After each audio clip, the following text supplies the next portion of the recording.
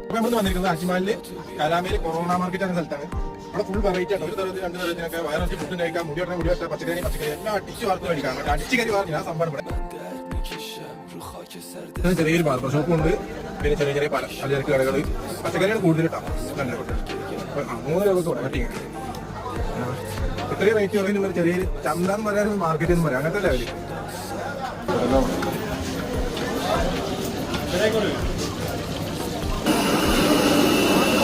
പിന്നെ കൂട്ടിയെടുക്കുക.